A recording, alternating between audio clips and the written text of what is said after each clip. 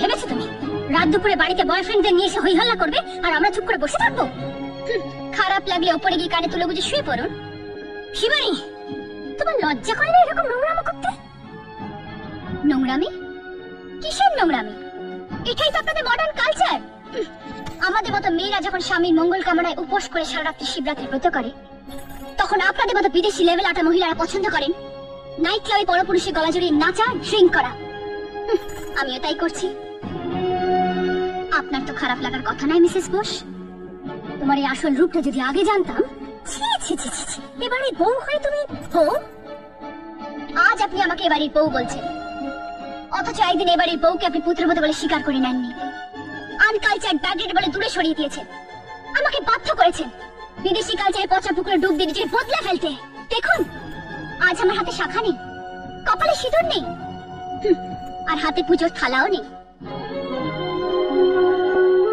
পূজারিনী সেই পুজোর ডালি আপনি পা দিয়ে পিষে ধুলায় মিশিয়ে দিয়েছেন মা। অসম্মান করেছেন বাঙালির সম্মান আর মর্যাদাকে। তাই বলে তুমি এবারে বউ হয়ে শ্বশুর শাশুড়ির সম্মানকে ধুলায় মিশিয়ে দেবে? আপনিও তো একজন বাঙালি ঘরের মেয়ে। আমেরিকা ব্রিটেন ঘুরলেও আপনার দেহে শিরায় শিরায় বইছে খাঁটি বাঙালির রক্ত। তবে আপনি কেন পারলেন না একজন প্রকৃত বাঙালি স্ত্রী হতে? হাতে কেন পড়তে পারলেন না কম দামি একজোড়া শাখা? আপনার শূন্য সিথি কেন আপনি নামাতে পারলেন না 2 টাকার এক চিলতে সিঁদুর দিয়ে?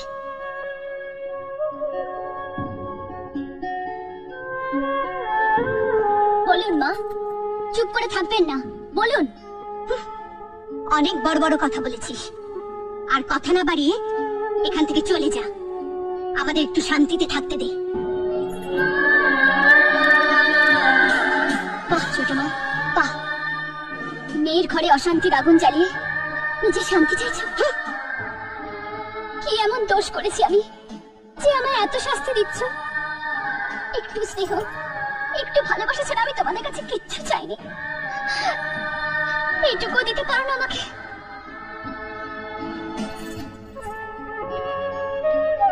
আমাকে আপনারা ক্ষমা করুন।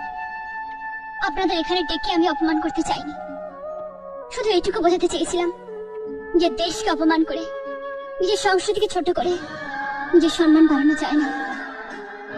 দয়া করে আপনারা আসুন, প্লিজ আপনারা আসুন।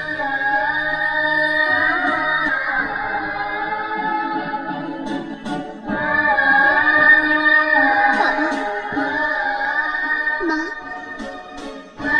আমি চলে যাব মা, আমি চলে যাব। তার জন্য আমার টাকা পয়সা কিচ্ছু চাই না, কিচ্ছু না।